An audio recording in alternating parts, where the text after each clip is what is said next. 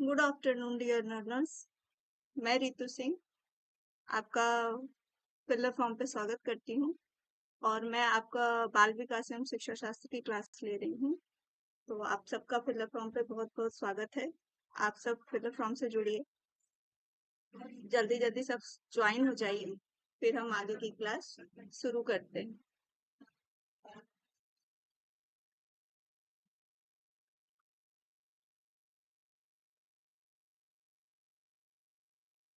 अभी हम कुछ देर वेट करते हैं, सब लोग ज्वाइन हो जाए, उसके बाद फिर हम अपना टॉपिक शुरू करते हैं। सबके ज्वाइन होने का वेट करती हूँ। जो जो लोग ज्वाइन हो जाएं प्लीज अपना थंब दिखाकर साइन मुझे कमेंट बॉक्स में लिख कर दें, ताकि मुझे पता चले कि आप सब मेरे साथ ज्वाइन हो चुके हैं। तो जल्दी जल्दी आप ज्वाइन हो जाइए, ठीक है।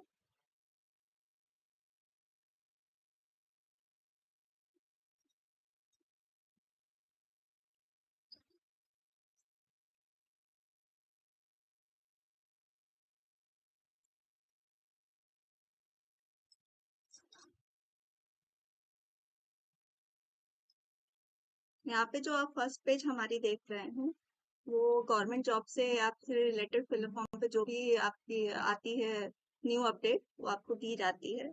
और basic computer, web development, hacking वगैरह सारी चीज की आपकी क्लासेस सुविधाएं दी जा रही हैं। तो आप इसको फिलर फॉर्म में जाकर ले सकते हैं। फिर जो हमारी पीजीटी और टीजीटी की क्लासेस जो 15 अगस्त से स्टार्ट हुई हैं, यहाँ पे आपको फुल कोर्स मिल रहा है, सारे सब्जेक्ट्स मिल रहे हैं। उसकी आप ऑनलाइन क्लासेस ज्वाइन कर सकते हैं, ठीक है। यहाँ पे आपके अलग अलग टाइमिंग सारे सब्जेक्ट के लिए दिए गए हुए हैं। वो सब अपने टाइम के अकॉर्डिंग और अपने सब्जेक्ट के अकॉर्डिंग उसको आप ले सकते हैं। जैसे हमारी पीजीटी टीजीटी की जो तैयारियां चल रही हैं, 8 AM जो हमारा चल रहा है वो है करंट जीके, और 9 AM जो हमारा चल रहा है एसएसटी, और 10 AM जो हमारा चल रहा है वह है मैथ, और 12 PM हमारा जीके क्लासेस चल रही हैं। और जो जर्नल हिंदी है आपकी, जर्नल इंग्लिश वो 1 PM चल रही है। और जो हमारी संस्कृत की क्लास है वो भी 1 PM पे चल रही है। और 3 PM पे आपको सीटीपी क्लासेस जो मैं ले रही हूँ, आपके रोज 3 PM पे मैं आपके लिए उपस्थित रहूंगी यहाँ पर। और 4 PM पे हमारी जो है रीजनिंग की क्लासेस चल रही हैं। 5 PM पे आपकी होम साइंस की। आप देख सकते हैं कि यहाँ पे आपके सारे सब्जेक्ट्स जो हैं, आपके जो भी टीजीटी पीजीटी में पूछे जा रहे हैं, सारे आपके कोर्सेज को ऑनलाइन अवेलेबल कराया जा रहा है। तो आप उन सब सब्जेक्ट के ऑनलाइन क्लासेस लेकर आप अपने एग्जाम को और अच्छे से प्रिपेयर कर सकते हैं। और 6 PM जो हमारा चल रहा है वो है इन्वायरमेंटल, और 7 PM जो हमारा चल रहा है वो है कंप्यूटर, और 10 PM पे हमारी जर्नलिंग भी चल रही है। तो आप सब कहाँ हैं? जल्दी जल्दी आप सब आ जाइए, ताकि हम अपनी आगे की क्लास को कंटिन्यू कर सके। तो जो जो अगर हमसे जुड़ते जा रहे हैं वो प्लीज अपना नाम कमेंट बॉक्स में डालते जाएं, ताकि मुझे पता चले कि आप सब मेरे साथ ज्वाइन हो रहे हैं। ये सब जानकारियां तभी मैं देती जा रही हूँ, रोज क्लासेस की दे रही हूँ, ताकि जो नए हमारे साथ जुड़ रहे हैं उन लोगों को भी पता चल सके कि ये सब क्लासेस हमें अवेलेबल कराई जा रही हैं। सारे करंट आपके करंट जीके हो गया, मैथ्स हो गया, रीजनिंग, हिंदी, संस्कृत, मतलब ऑल सब्जेक्ट्स आपको फुल कोर्स को कवर किया जा रहा है। फिर जो हमारी सीटेट की जो बैच है, नई बैच, वो भी स्टार्ट हो चुकी है। वो 15 अगस्त से चल रही है लगातार क्लासेस। जो क्लासेस आपसे छूट चुकी हैं वो क्लासेस आप बैच में जाके वीडियो देख सकते हैं, ले सकते हैं। तो आप सब जल्दी जल्दी आते जाइए, ताकि हमारी क्लासेस आगे कंटिन्यू हो सके। तो आज हम बहुत इम्पोर्टेंट टॉपिक पे है वो डिस्कशन करेंगे। तो सबसे पहले सब जुड़ जाइए, कुछ मिनट हम वेट कर लेते हैं ताकि वो सब भी आ जाए, तो हम अपने चैप्टर को आगे बढ़ा सकें, ठीक है। तो मैं 2-3 मिनट करती हूँ सबके जुड़ने का, सब लोग आ जाएं। आज जो हम चैप्टर डिस्कस करने वाले हैं वो है ग्रोथ एंड डेवलपमेंट, यानी वृद्धि और विकास। कल हमने जो टॉपिक डिस्कस किया था वो किया था मनोविज्ञान क्या है, शिक्षा शास्त्र क्या है और मनोविज्ञान को शिक्षा शास्त्र में लाने का उद्देश्य क्या था, जिसमें हमने उसके बहुत सारे फायदे और अच्छी चीजों को देखा कि मनोविज्ञान को शिक्षा के क्षेत्र में लाने से क्या क्या फायदे होते हैं। हम एक बालक को कैसे समझते हैं, जो बालक का सर्वांगीण विकास होता है। और शिक्षा का क्या काम होता है, जो विकास होता है उसको और अच्छे से सुधार करना, उसमें सुधार, उसके विकास में जो परिवर्तन होता है उसको और सुधार करके बालक के व्यक्तित्व का संपूर्ण विकास कर देना, ताकि वो अपने जो एनवायरमेंट है, जो हमारा वातावरण है, उसमें वो पूरी तरह से एडजस्ट हो सके। इसके लिए सबसे जरूरी क्या है हमारे लिए, कि हम बाल विकास को समझें कि ये बाल विकास कैसे शुरू होता है, किस स्टेजेस से जाते हैं। और जब हम उनको समझ जाते हैं, जब एक शिक्षक उन सब चीजों को समझ के आगे हमारी शिक्षा को देता है, तो वो चीजें हमारे लिए बहुत इजी हो जाती हैं, एक शिक्षक के लिए और एक बालक, दोनों को अंडरस्टैंडिंग बहुत अच्छी हो जाती है उस चीजों को समझने के लिए। क्योंकि हम शिक्षा और मनोविज्ञान को एक साथ जोड़कर जब बच्चे के विकास को देखते हैं, तो वो हमारा जो टीचिंग स्किल्स है और जो बच्चे का लर्निंग है, दोनों बहुत अच्छे से होता है। इसलिए सबसे पहले हमें जानना चाहिए, जब बालक के विकास के बारे में बात हो रही है, तो पहले हम बालक की जो ग्रोथ और डेवलपमेंट है उसको जाने कि वो कैसे होती है। तो आज मेरा जो चैप्टर जो मैं लाई हूँ आपके लिए, फर्स्ट चैप्टर वही लाई हूँ कि ग्रोथ एंड डेवलपमेंट। जो एक बालक का ग्रोथ और डेवलपमेंट होता है वो कैसे होता है, जैसे आप इन पिक्चरों से भी देख सकते हैं कि बच्चा कैसे बैठा है, स्क्रॉल कर रहा है, उठ रहा है, बैठ रहा है, मतलब ये एक स्टेप बाय स्टेप जो हमारा विकास हो रहा है, ग्रोथ हो रहा है, आज हम इसको डिटेल में पढ़ेंगे। तो आप सब जितनी जल्दी जुड़ेंगे मैं उतनी जल्दी आपको आगे बताऊंगी। सबसे पहले पढ़ते हैं कि बाल विकास का अर्थ होता क्या है। ठीक है, जो बाल विकास है उसमें बालक के पूरे सर्वांगीण विकास, मतलब उसके शारीरिक वृद्धि से लेके उसका संरचनात्मक, संवेगात्मक, सामाजिक, हर एक विकास को हम इंक्लूड करते हैं। हर एक परिप्रेक्ष्य को देखते हुए हम उसकी ग्रोथ और डेवलपमेंट का अध्ययन करते हैं। फिर हम एक बालक को समझते हैं कि वो कैसे वृद्धि कर रहा है, कैसे किस क्षेत्र में डेवलप कर रहा है। ये सब को जानने के लिए हम आज इसको डिटेल में पढ़ेंगे। बालक के शारीरिक विकास है, उसका संवेगात्मक विकास है, जो भी उसकी भावनात्मक विकास है, वो अपने समाज में कैसे इंटरेक्ट होता है, इस सब को आज हम इस चैप्टर में डिटेल से डिस्कशन करेंगे। तो जो आज पढ़ने वाले हैं, सबसे पहले हम पढ़ेंगे ह्यूमन ग्रोथ एंड डेवलपमेंट। जो मानव का वृद्धि और विकास होता है वह कैसे होता है। तो सबसे पहले किसी भी सब्जेक्ट को और किसी भी टॉपिक को पढ़ने से पहले हमको उसकी मीनिंग, उसके अर्थ को समझना जरूरी होता है। तो आज हम सबसे पहले क्या समझेंगे, मीनिंग ऑफ ग्रोथ। ग्रोथ का क्या अर्थ होता है, मीनिंग ऑफ डेवलपमेंट, और डेवलपमेंट का अर्थ पढ़ेंगे, और दोनों के बीच में क्या डिफरेंसेस हैं। बहुत लोग ग्रोथ और डेवलपमेंट को एक ही समझते हैं, दोनों में वृद्धि और विकास में अंतर को नहीं समझते। आज हम इसको क्लैरिफाई करते हैं। फिर हम पढ़ते हैं जो हमारा डेवलपमेंट होता है वो कुछ प्रिंसिपल्स पे आधारित होता है। आज हम फिर उन प्रिंसिपल्स को डिटेल में पढ़ेंगे। तो जो हमारा ग्रोथ होता है, जो हमारा ग्रोथ होता है, तो आप लोग सब जुड़ रहे हैं, आप बता नहीं रहे हैं कि आप मुझसे जुड़े हुए हैं। आप प्लीज थंब का साइन करिए ताकि मुझे पता चले कि आप लोग मुझसे हैं। आपको जो भी क्वेरी हो, कुछ भी हो, आप मुझसे पूछ सकते हैं। तो जो ग्रोथ होता है, ग्रोथ का जो हमारा जो अर्थ होता है वह होता है बढ़ना। मतलब किसी भी चीज, हमारा जो शारीरिक विकास है, ग्रोथ का जो हम अर्थ देखते हैं वो मेन होता है हमारे शारीरिक विकास से, कि हमारा शारीरिक विकास किस तरह हो रहा है। शारीरिक विकास में जैसे हमारा शरीर का भार बढ़ना, आकार बढ़ना, शेप बढ़ना, ये सब की वृद्धि होती है, सब चीजों में बढ़ता है। आप देख रहे हैं जैसे इस पिक्चर में आप भी देख रहे हैं, जैसे एक बच्चा छोटा है, वो लेटा रहता है, फिर वो थोड़ा खड़ा होता है, 2 से 3 साल में और बड़ा होता है। तो इसमें 3 से 4 होता है, 5, 6 साल, 13 साल, 14 साल, मतलब वो एक स्टेप बाय स्टेप बढ़ता जाता है। तो वो आप देख रहे होंगे इस पिक्चर में कि वो एक जैसा ही नहीं है। इसके आकार में, भार में, शेप में, बालों में, हर चीज में परिवर्तन हो रहा है। हर चीज मतलब बढ़ रही है। जैसा वो बचपन में था वैसा वो बड़े तक नहीं रहता था, यानी उसके फीचर्स है, उसकी जो शारीरिक संरचना है उसमें वृद्धि हो रही है, वो बढ़ रहा है। ठीक है, आपको इस पे बात क्लियर हो रही है।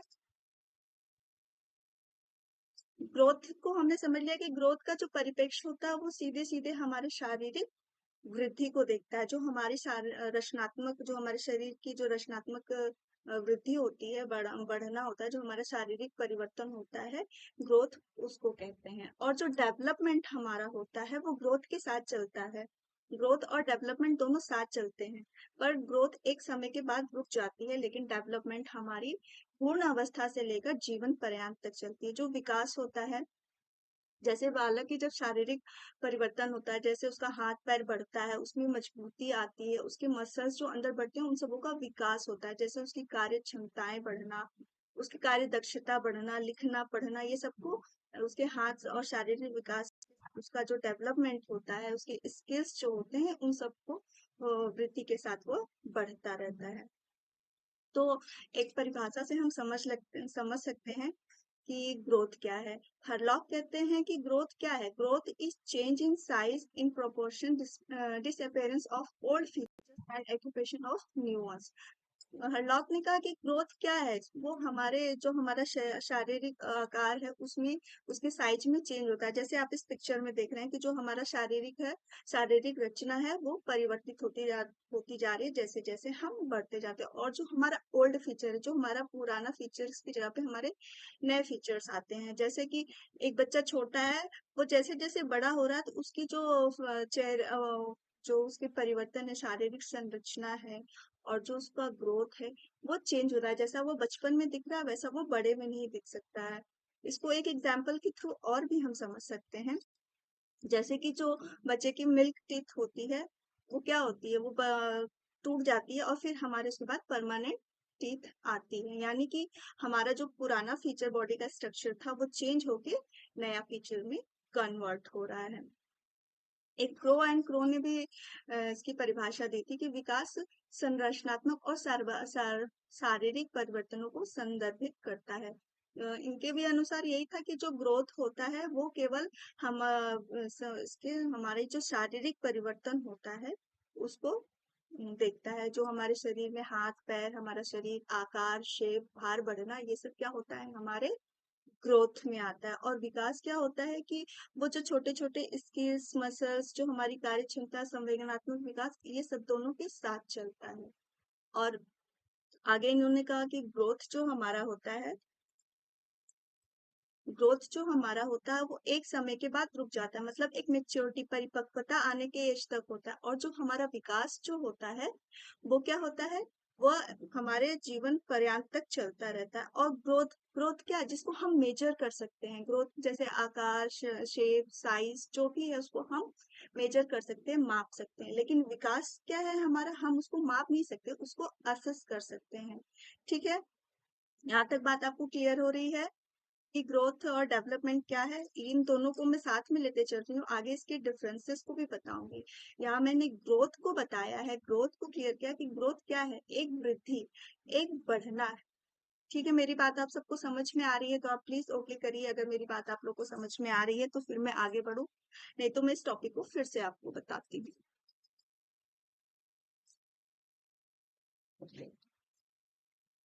आज कोई कमेंट मैसेज नहीं हो रहा है, मेरी बातें आपको समझ में नहीं आ रही हैं, ऐसा कुछ है प्रॉब्लम तो प्लीज आप मुझे बता सकते हैं। तो यहाँ पे हमने क्या समझा कि जो हमारा ग्रोथ है, जो हमारी वृद्धि है, वो केवल शारीरिक परिवर्तन को ही देखती है। जो हमारा बाह्य रूप से होता है, जो हमारे फिजिकल स्ट्रक्चर में चेंजेस होते हैं, उनको हम वृद्धि कहते हैं। और विकास जो हमारा है, वो ग्रोथ के साथ चलता है, पर ये जीवन पर्यंत होता है। और ग्रोथ एक समय के बाद जो है, वो रुक जाती है। कभी आपने किसी को देखा है कि वो बुढ़े होने तक वो बढ़ता है या बहुत कुछ होता है? नहीं होता है। जब उसकी मेच्योरिटी आती है, जब उसके हाथ पैर मजबूत हो जाते हैं, हर चीज एक बढ़ती है, तो एक मेच्योरिटी लेवल तक ग्रोथ होती है, उसके बाद वो रुक जाती है। और इस ग्रोथ जो हमारा होता है, वो क्वांटिटिव होता है।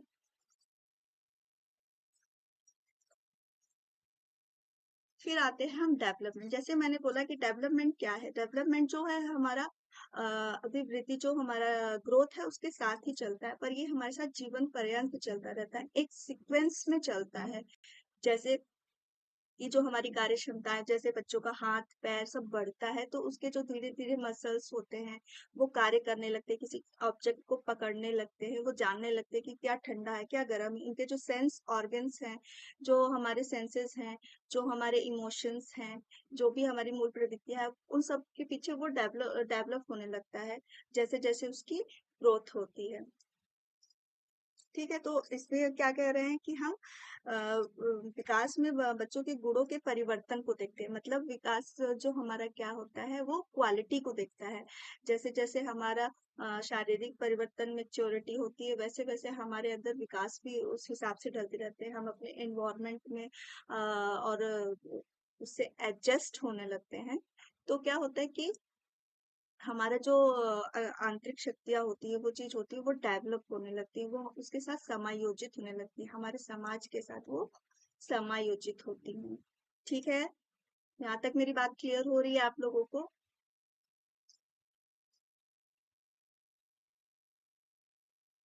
तो हरलॉक ने डेवलपमेंट को भी परिभाषित किया है।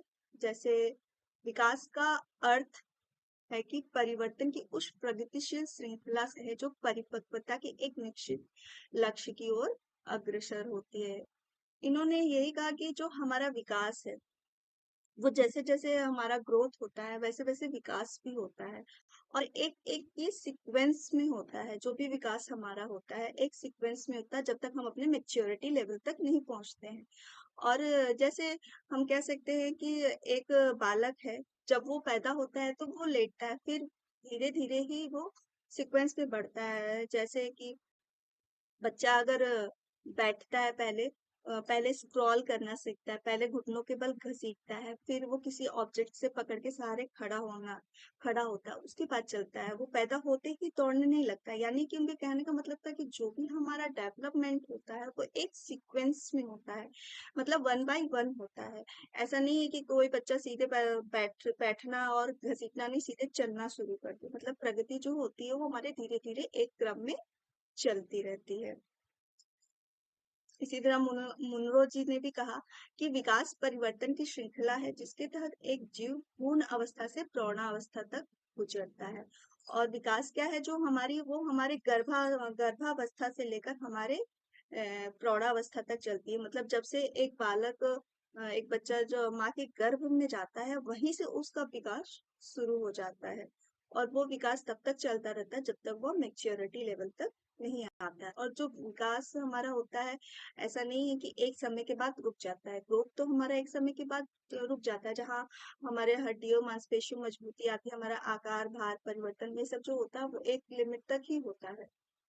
लेकिन जो हमारा विकास होता है वो जीवन पर्यंत चलता है। हम जैसे जैसे अपने समाज में अपने वातावरण में मिलते जाते हैं, सबसे जुड़ते हैं, सबसे एक दूसरे से होते हैं, तो उसमें कई तरह के डेवलपमेंट हमारे अंदर होती हैं। जैसे कॉग्निटिव डेवलपमेंट, सोशल डेवलपमेंट, ये सब जो डेवलपमेंट होती है हमको हमेशा अपने जीवन में मिलती रहती है। हम हमेशा अपनी नई परिस्थितियों के साथ मिलते हैं, कुछ नया सीखते हैं और अपने अंदर कुछ नया विकास करते हैं। तो यहाँ पे हमने देखा कि ग्रोथ क्या है और डेवलपमेंट क्या है। जो ग्रोथ हमारा होता है वो हमारा क्वालिट परिणात्मक होता है, और जो हमारा डेवलपमेंट होता है वो परिणात्मक के साथ गुणात्मक भी होता है। और ग्रोथ को हम मेजर कर सकते हैं, नाप सकते हैं। जो बाहरी मतलब ग्रोथ को हम बाहरी रूप से देखते हैं इसलिए हम उसको मेजर कर सकते हैं, भार आकार ये सब को हम मेजर कर सकते हैं। पर डेवलपमेंट को हम मेजर नहीं कर सकते, केवल असेस कर सकते हैं। जैसे कोई बच्चा बहुत अच्छा लिख रहा है, पढ़ रहा है, तो हम ये कह सकते हैं कि ये आगे चल के और अच्छा विकास कर सकता है, इसका फ्यूचर और ब्राइट है। बट उसको हम माप नहीं सकते हैं। हमारा जो ब्रेन अंदर से डेवलप कर रहा है उसको हम माप नहीं सकते कि इतने ग्राम बढ़ गया, 250 ग्राम बढ़ गया, 500, मतलब उसका विकास हो रहा है, उसको हम असेस कर सकते हैं बट उसको हम मेजर नहीं कर सकते हैं। यहाँ तक बात क्लियर हो रही है आप लोगों को? अगर यहाँ तक बात क्लियर हो रही हो तो फिर हम आगे बढ़े। इस प्रकार जो एक विकास की जो परिभाषा पूरी तरह से दी गई, क्या कहा गया कि व्यक्ति का विकास क्या है, बहुपक्षीय प्रक्रिया है जिसमें जो व्यक्ति है उसका सर्वांगीण विकास देखा जाता है, जैसे उसके संज्ञानात्मक पक्ष को भी देखा जाता है, उसके शारीरिक पक्ष को भी देखते हैं, और उसके जो भी चारित्रिक लक्षणों हैं उसको हर चीज को उसके डेवलपमेंट में इंक्लूड किया जाता है। ठीक है, यहाँ तक आपको बात क्लियर हो रही है मेरी, आप लोगों को, कि ग्रोथ क्या है और डेवलपमेंट क्या है? अगर आप लोगों को कुछ भी ना समझ में आए तो प्लीज कमेंट बॉक्स में एक बार कमेंट करके बता दीजिएगा, तो मैं एक बार आपको फिर से ये चीजों को बता दूंगी कि डेवलपमेंट क्या है, ग्रोथ क्या है। और मेरी वॉइस आप लोगों को आ रही है?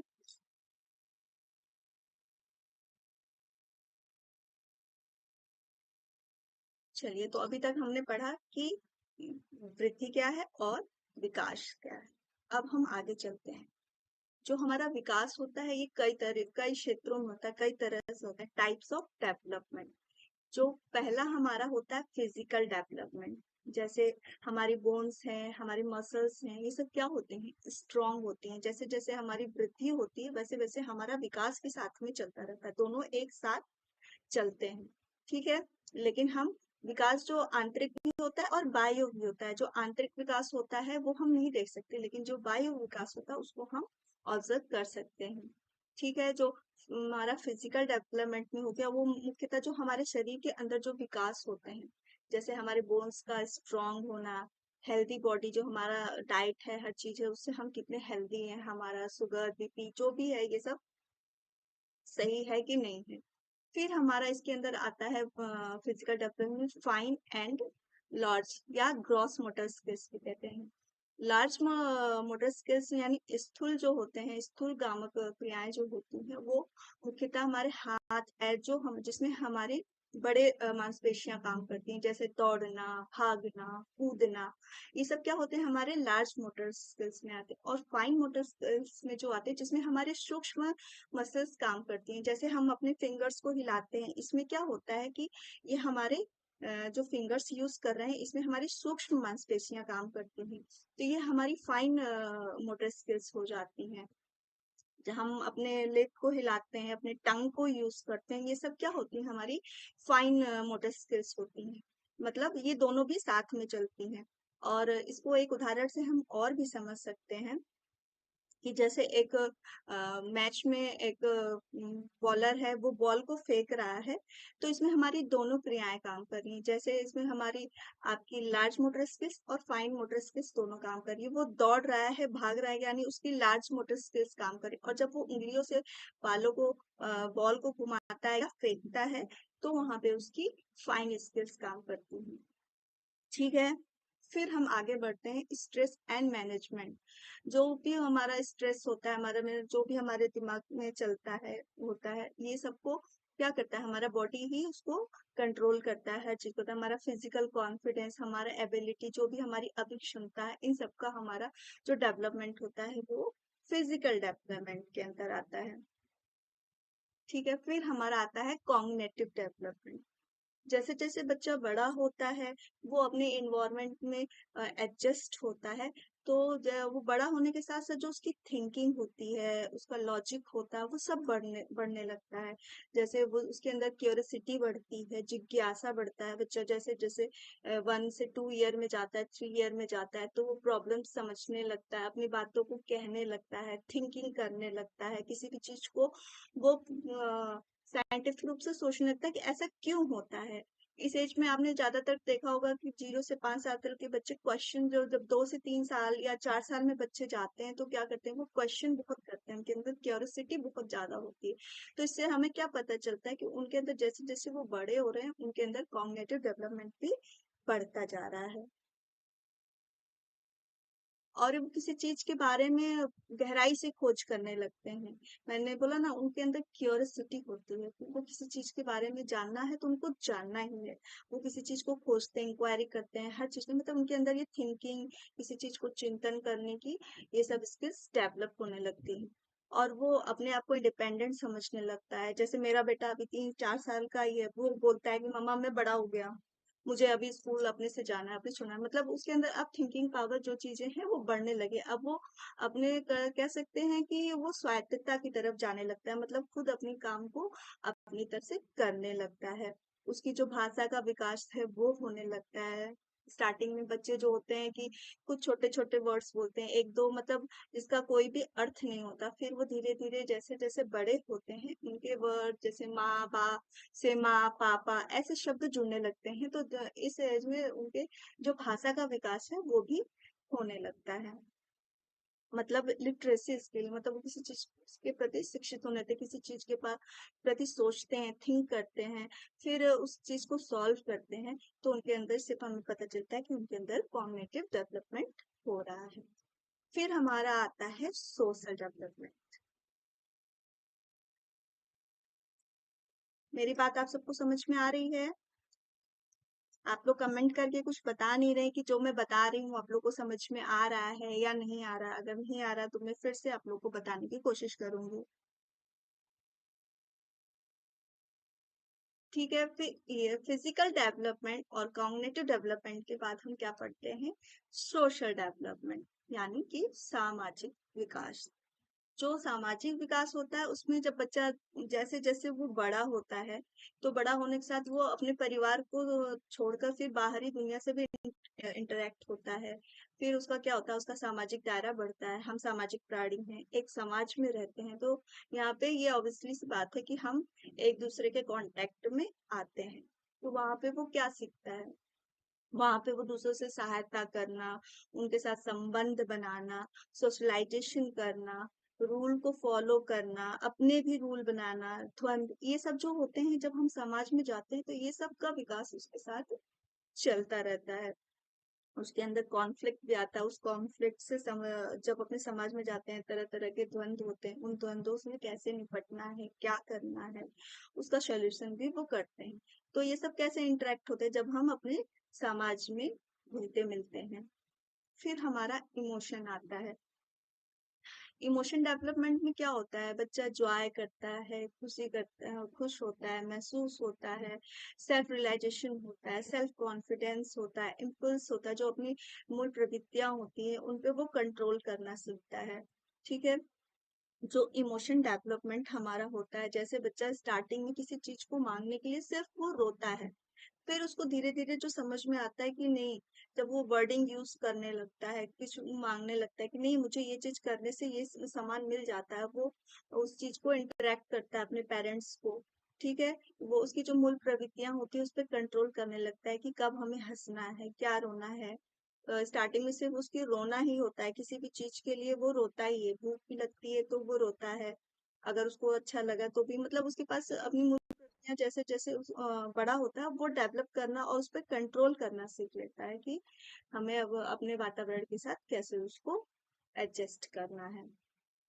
वो आत्म केंद्रित होता है, सेल्फ रियलाइजेशन होता है, जब उसको पता चलता है, मॉरल एजुकेशन उसके साथ मिलती है, वो नैतिक अनैतिक हर चीजों को समझने लगता है, तो वो क्या करता है? सेल्फ रेगुलेशन भी करता है। यहाँ तक बात क्लियर हो रही है आप लोगों को कि ये टाइप्स ऑफ डेवलपमेंट है? जो डेवलपमेंट किसके क्षेत्र में होते हैं हमारे, जो physical development, cognitive development and social development and emotional development, ये 4 डेवलपमेंट होते हैं। यहाँ तक बात क्लियर हो रही है आप लोगों को? अगर क्लियर हो रही है तो फिर मैं आगे बढ़ूं। अगर आप लोग को बातें क्लियर हो रही हैं तो प्लीज बताइए मुझे कमेंट सेक्शन में। ठीक है। अगर आप बताएंगे तो मुझे पता चलेगा कि मैं क्लास में जो आप लोग को बता रही हूँ, जो समझा रही हूँ, वो आप लोग को समझ में आ रहा है।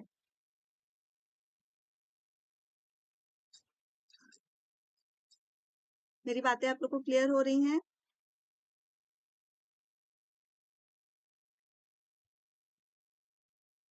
तो अभी तक हमने क्या पढ़ा? ग्रोथ को पढ़ा, डेवलपमेंट को पढ़ा और टाइप्स ऑफ डेवलपमेंट पढ़ा। ठीक है। जो भी हमारा डेवलपमेंट होता है ये एक थ्योरी पे आधारित होता है, एक प्रिंसिपल होता है। मतलब कोई भी एक डेवलपमेंट होने का एक रीजन होता है, एक वो सिद्धांत को लेके फॉलो करता है, एक पैटर्न पे चलता है। जो भी बच्चे की वृद्धि और विकास होता है वो अचानक से नहीं होता। हर चीज का एक टाइम होता है, एक सीक्वेंस होता है, वो उसी सीक्वेंस में चलता है। अगर आप लोगों को बातें क्लियर हो रही हूँ तो फिर मैं आगे बढ़ूँ। और मेरा क्लास अगर अच्छा लग रहा हो तो प्लीज मेरे क्लास में आइए। जो भी लोग मेरे क्लास से जुड़ रहे हैं उसे लाइक करिए। आ रही है मेरी बात आप लोग को समझ में? कमेंट में कोई आप लोग कमेंट नहीं कर रहे हैं, इसलिए पता नहीं चल रहा है मुझे कि मेरी बातें आप लोग तक कन्वे हो रही है या नहीं हो रही है। अब चलते हैं हम इसके डिफरेंस को भी जान लेते हैं कि ग्रोथ और डेवलपमेंट में डिफरेंस क्या है। मैंने स्टार्टिंग में ही ग्रोथ और डेवलपमेंट दोनों क्लेरिफाई कर दिया, बट एक जो डिफरेंस भी एग्जाम में बहुत पूछे जाते हैं उनको भी हम पढ़ते हैं।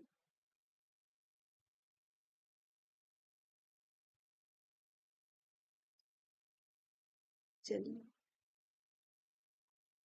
मेरी आवाज आप लोग को क्लियर हो रही है? क्योंकि यहाँ बारिश बहुत हो रही है, थोड़ी सी नेटवर्क प्रॉब्लम हो सकती है। तो अगर मेरा मेरा नेटवर्क सही है, आप लोगों को आ रहा है, क्योंकि मेरे मोबाइल में कुछ शो नहीं कर रहा है, टेक्निकल इश्यूज है। तो आप मुझे कमेंट में कुछ बता दीजिएगा, क्योंकि यहाँ पे कुछ प्रॉब्लम दिखा रहा है। अब हम एक इसके द्वारा हम जान लेते हैं कि ग्रोथ और डेवलपमेंट में क्या अंतर है। जो अभिवृद्धि होती है, जो हमारी वृद्धि होती है, वो अंगों में परिणात्मक परिवर्तन अर्थात जो मैंने स्टार्टिंग में बोला, जो ग्रोथ होता है हमारा वो केवल शारीरिक परिवर्तन को, जैसे हमारा शरीर का आकार, साइज और उसके भार में जो परिवर्तन होता है उसको देखते हैं, यानी उसको हम मेजर कर सकते हैं, वो हमारा क्वांटिटिव होता है। और जो विकास हमारा होता है वो क्वांटिटिव और क्वालिटेटिव दोनों होता है। मतलब जैसे जैसे हमारे ग्रोथ होती है वैसे वैसे उसमें हमारा और जो कार्य क्षमता है, जो हमारी संज्ञानात्मक विकास है, जो हमारे इंटरनल ऑर्गन है, वो सबों के भी गुणात्मक वृद्धि होता है। वो दिन पे दिन और अच्छे होते जाते हैं जैसे जैसे वो अपने सोशल इन्वायरमेंट में इंटरेक्ट होते हैं।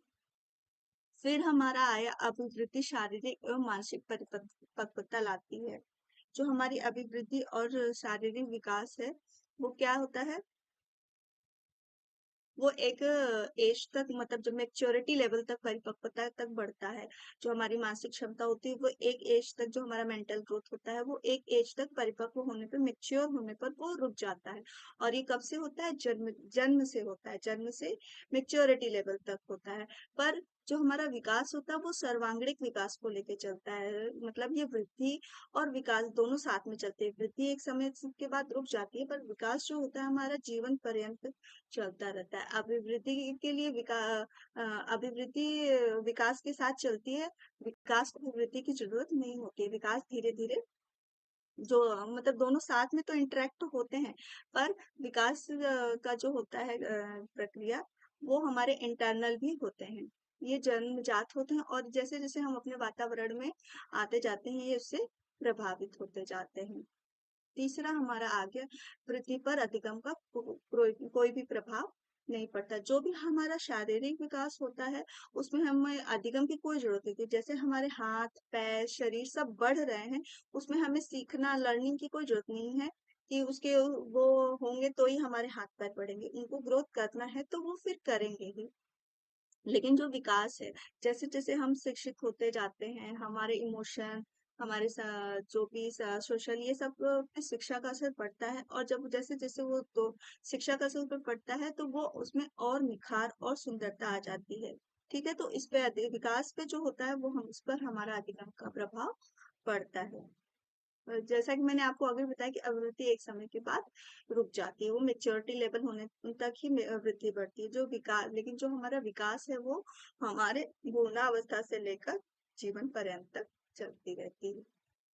अभिवृद्धि को हम माप सकते हैं, पर विकास को हम माप नहीं सकते। हम केवल उसको एसेस कर सकते हैं। जैसे चेहरा तो हम देख रहे हैं कि वो उसमें परिवर्तन हो रहा है, पर हम चेहरे को माप नहीं सकते हैं कि चेहरे में कितना परिवर्तन हुआ, वो कितने किलोग्राम हुआ, ये ग्राम हुआ, इसको हम माप नहीं सकते। तो ये मैंने कुछ डिफरेंसेस आप लोगों को बताए हैं ग्रोथ एंड डेवलपमेंट के। इससे भी क्वेश्चन अक्सर पूछे जाते हैं।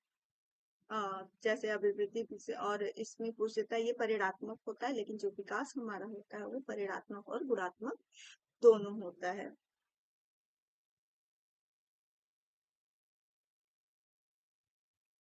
ठीक है, बातें आप लोग को क्लियर हो रही हैं, तो फिर हम और आगे बढ़ते हैं।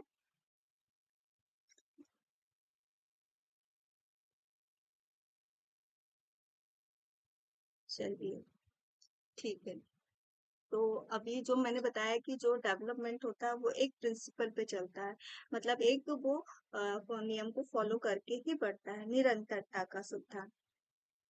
इसके अनुसार बालक क्या होता है, एक निश्चित क्रम में बढ़ता है, वो एक निश्चित पैटर्न को फॉलो करता है। जैसे जब बच्चे का विकास होता है, स्टार्टिंग में जब वो शुरू में छोटा होता है तो वो कुछ वर्ड बोलते हैं। जैसे पहले क्या होता है, वो माँ पापा ऐसे करके कुछ शब्द बोलता है, फिर लेकिन जैसे जैसे वो बड़ा होता जाता है वो शब्दों को जोड़ना सीखता है, फिर जोड़कर बड़े बड़े सेंटेंसेस बोलता है। इसको हम एक और उदाहरण से समझ सकते हैं। जैसे जैसे एक बच्चा बड़ा होता है तो सबसे पहले वो क्या करता है, वो अपने घुटनों पे घसीटते हुए चलता है, फिर किसी ऑब्जेक्ट को पकड़कर वो खड़ा होता है, खड़ा होने के बाद वो चलता है, और फिर चल धीरे धीरे चलने के बाद वो दौड़ता है। तो इससे क्या पता चलता है कि जो हमारा विकास है वो कॉन्टिन्यूअस चलता है, वो रुकता नहीं, मतलब एक पैटर्न को फॉलो करते हुए वो दूसरे पैटर्न पर पहुंचता है। ठीक है, तो फिर हम आगे चलते हैं। जो हमारा दूसरा आता है, विकास की विभिन्न गति का सिद्धांत। जो विकास हमारा होता है वो डिफरेंट व्यक्तिक भिन्नता होने के कारण ये बच्चे में अलग अलग होती है। तो इसमें जैसे कोई बच्चा बहुत पहले चलना शुरू करता है, कोई कुछ देर बाद करता है, तो जो इसकी गति होती है वो एक समय के दूसरे बालक के अपेक्षा अलग होती है। ये हमारे वातावरणीय आनुवंशिकता के कारण होती है। विकास क्या होता है, विकास में अनुक्रम का सिद्धांत, जो हमारा प्रिंसिपल ऑफ डेवलपमेंट है, सीक्वेंस है। इसमें क्या कहते हैं कि विकास जो हमारा होता है वो क्या होता है कि वो एक पैटर्न फॉलो करता है। जैसे विकास जो हमारा होता है इसमें हमारा शारीरिक मानसिक सारे विकास को लेकर चलता है। जैसे मैंने अभी बताया कि जो विकास होता है वो एक निश्चित पैटर्न को फॉलो करते हुए चलता है। जैसे एक विकास के बाद ही वो दूसरा विकास आता है। जैसे स्टार्टिंग में बच्चा कुछ वर्ड्स बोलता है, कुछ शब्द बोलते हैं, पहले वो टूटी फूटी लैंग्वेज बोलते हैं, फिर वो एक वर्ड से दो वर्ड मिलाते हैं, फिर एक सेंटेंस बनाते हैं, फिर वो शब्द का प्रयोग करना सीखने लगते हैं। तो यानी उसने एक निश्चित पैटर्न फॉलो करते हुए वो विकास के आगे बढ़ रहा है। ठीक है, यहाँ तक आपको मेरी बात क्लियर हो रही है?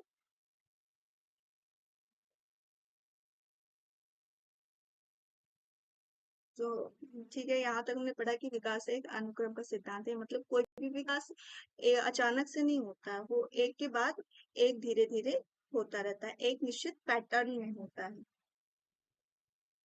फिर विकास की दिशा का सिद्धांत, जो बालक का विकास की दशा होती है, पहले दिशा जो होती है वो पहले कैसे होती है, पहले सिर से उसका विकास होता है पैर तक।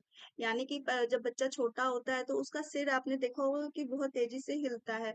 पहले पहले धीरे धीरे वो अपने सिर पे कंट्रोल करता है, सिर कंट्रोल करने के बाद वो अपने पूरे हाथ पैर को हिलाना, उस पे कंट्रोल करना सीखता है। फिर कुछ महीनों बाद वो किसी वस्तु ऑब्जेक्ट को देखता है तो अपने जो नेत्र है उसको स्थिर करना सीखता है। यानी कि वो एक डायरेक्शन में जाता है, किसी भी चीज को धीरे धीरे अपने सर से लेके पैर तक का विकास उसका इसमें फॉलो होता है। सबसे पहले वो अपने सर को कंट्रोल करता है, फिर हाथ पैरों को कंट्रोल करता है, उसके बाद उसका जो अंदर के ऑर्गन्स होते हैं उसको कंट्रोल करता है।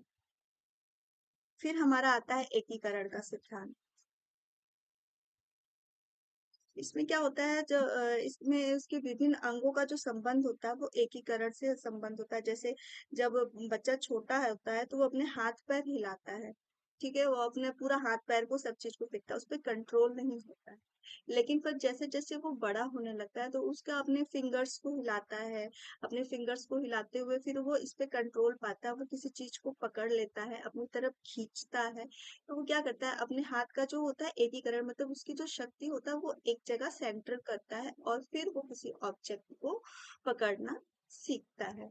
तो एकीकरण का सिद्धांत हमें ये बताता है कि जो हमारा हाथ पैर के जो होता है वो किसी पहले उस पे कंट्रोल नहीं होता, फिर वो धीरे धीरे अपने अंगों पर एक नियंत्रण पाना कोशिश करता है। फिर जब में आते हैं तो वो किसी चीज को पकड़ना, खड़ा होना, अपनी तरफ खींचना, और फिर धीरे धीरे वो अन्य क्रियाएं करना शुरू करता है।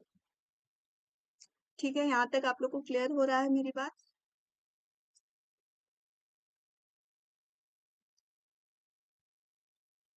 अगर आप लोग को बातें क्लियर हो रही हो, कोई डाउट हो तो आप पूछ सकते हैं। यहाँ तक मेरी बात आप सब लोग को समझ में आ गई जो मैं बताना चाह रही हूँ?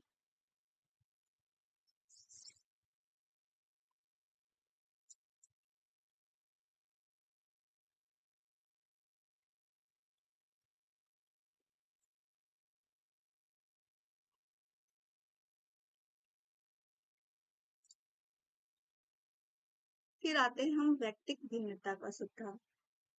ये तो हम सब जानते हैं कि हर व्यक्ति एक दूसरे से भिन्न होता है, और ये भिन्नता का कारण होता है हमारा आनुवंशिकता। जो हम एक ही माँ बाप के होते हैं, हमारे जो माता पिता होते हैं, सबके अलग अलग होते हैं, सबकी अलग अलग क्वालिटीज होती है, और वही क्वालिटीज एक बच्चे में आती है। तो जैसे जैसे क्वालिटीज सब बच्चों में अलग अलग आएगी, तो उनमें जो भिन्नताएं होंगी, उनकी जो विकास होगा वो अलग अलग होगा। जैसा कि हम कह सकते हैं कि कुछ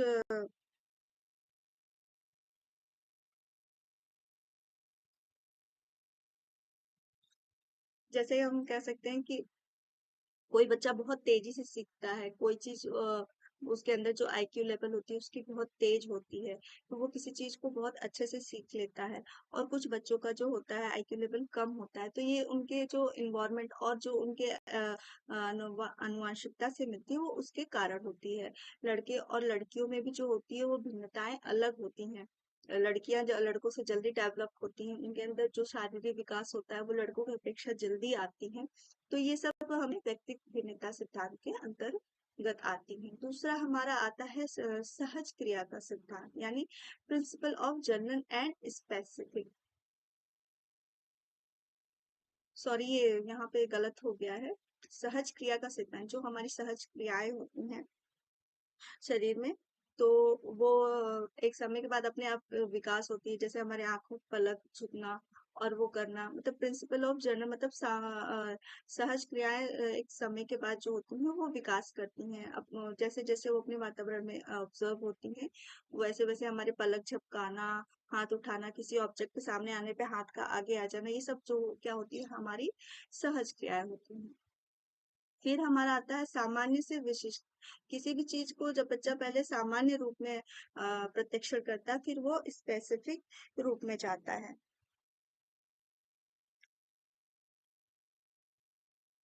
ठीक है। और फिर आता है हमारा वंशानुक्रम और वातावरण की अंतःक्रिया का सिद्धांत। तो जैसे हम पहले ही बताया कि बच्चे के विकास और वृद्धि पे वातावरण और वंशानुक्रम का प्रभाव पड़ता ही है। ठीक है। तो जो वंशानुक्रम और वातावरण होता है, इन दोनों के परस्पर क्रिया से ही जो वृद्धि और विकास में अंतर होता है। जैसा हमारा जेनेटिक आएगा अंदर, हमारे अंदर आएगा, जो भी जेनेटिक इफेक्ट हमारे अंदर आएगा, अ, वैसा बच्चे का ग्रोथ होगा। जैसे वातावरण में वो घुलेगा मिलेगा, वैसा उसका विकास होगा। तो इस तरह से हम कह सकते हैं कि वातावरण जो विकास है उस पर फिर पैर की तरफ जाता है। मतलब जो हमारा विकास स्टार्ट होता है शुरुआत में, वो कहाँ से स्टार्ट होता है? पहले हमारे सिर से स्टार्ट होता है, उसके बाद वो पैर पे जाता है। जैसे जैसे जब बच्चा जब छोटा होता है, जब वो बॉर्न बेबी होता है, तो उसका सिर जो होता है वो आकार में बड़ा होता है।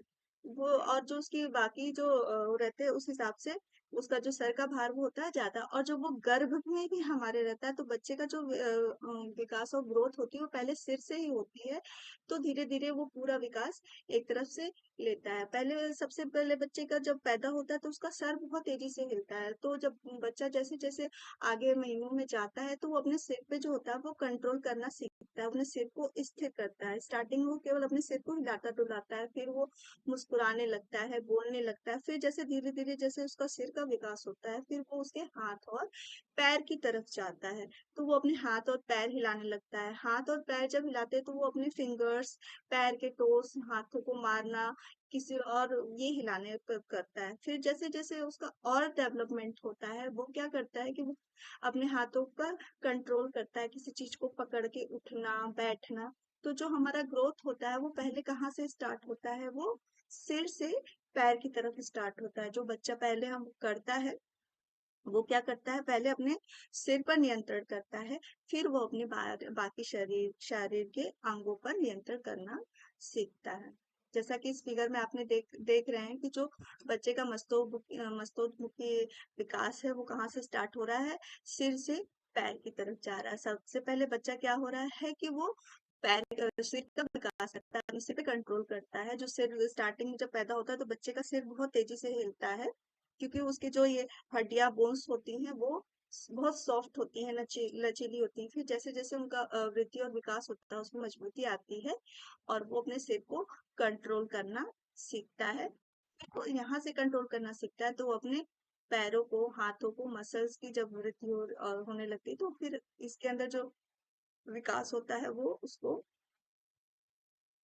यहाँ पे होने लगता है। फिर वो इसे नियंत्रण करना सीख लेता है, वो अपने हाथ पैर उठाना, कैसे मोड़ना है, वो सब करना सीख लेता है। फिर हमारा आया निकट से दूर का सिद्धांत। इस सिद्धांत में क्या कहा गया कि जो हमारा विकास होता है वो जब बच्चे का हाथ और पैर शरीर पे कंट्रोल हो जाता है, जो वो जब वो 1 वर्ष 3 महीने का होता है, उसके बाद से उसके हाथ पैर जो होते हैं वो कंट्रोल एक उसमें आ जाते हैं, अपने उसमें कंट्रोल में चलने लगते हैं। फिर वो जो उसका हाथ पैर जो हिलता है वो उसके अंदर में आने लगते हैं, वो उसका करना। उसके बाद जो उसके आंतरिक ऑर्गन्स होते हैं, जो उसका पाचन शक्ति होता है, जो पाचन क्रियाएं होती है, उन सबों का विकास कहाँ से होता है, उसके ये केंद्र बिंदु से होते हुए उसके बाकी शारीरिक अंगों के अंदर होता है। मतलब उसके हाथ मसल्स, जो पैर के मसल्स हैं, हाथ के मसल्स है, उन सबों का विकास होने लगता है, मतलब उनमें मजबूती आने लगती है। वहां से वो अपने पाचन, डाइजेशन, ये सब को नियंत्रण करने लगता है। ठीक है। तो जो क्वेश्चन हमारे दोनों बनते हैं ज्यादातर इन दोनों सिद्धांतों का और निरंतरता के सिद्धांत को लेकर बनता है। ठीक है। तो यहाँ तक आपको सारी बातें क्लियर हो रही हैं?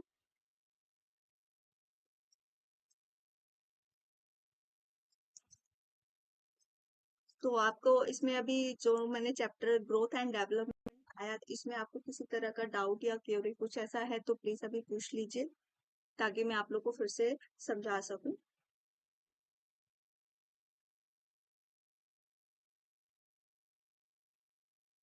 कहाँ खोली गई थी? उसका जवाब यह है कि यह प्रथम बार एन गुप्ता, यानी नरेंद्र नाथ गुप्ता द्वारा, नरेंद्र नाथ सेन द्वारा खोली गई थी, और ये कोलकाता में खोली गई थी। ठीक है। ये कल मैंने आप लोगों से एक प्रश्न पूछा था, ये मैं उसका उत्तर बता रही हूँ आप लोगों को।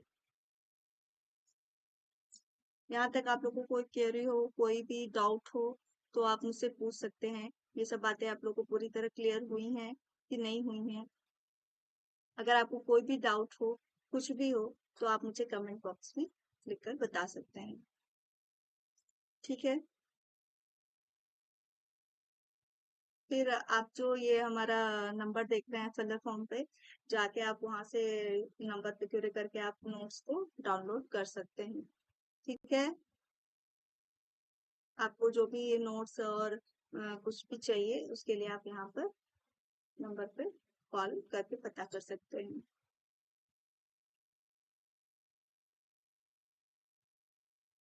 फिर मैं लास्ट में फिर से मैं बता सकती हूँ, जो लोग बच्चे बाद में जुड़े हैं मुझसे, वो उन लोगों को मैं बता सकती हूँ, जो हमारी पीजीटी टीजीटी की क्लासेस हैं, जो फुल कोर्सेज मिल रहे हैं, वो 15 अगस्त से हमारी स्टार्ट हो चुकी हैं। और ये डिफरेंट डिफरेंट सब्जेक्ट्स की ऑनलाइन क्लासेस चल रही हैं जो आप ले सकते हैं। और हमारी सीटेट की जो बैच है वो भी स्टार्ट हो चुकी है, और इसको भी आप ज्वाइन कर सकते हैं। और ये यहाँ पे आपको कंप्लीट पीजीटी टीजीटी का फुल कोर्स मिलेगा। और आप अधिक जानकारी के लिए इस नंबर पर कांटेक्ट कर सकते हैं।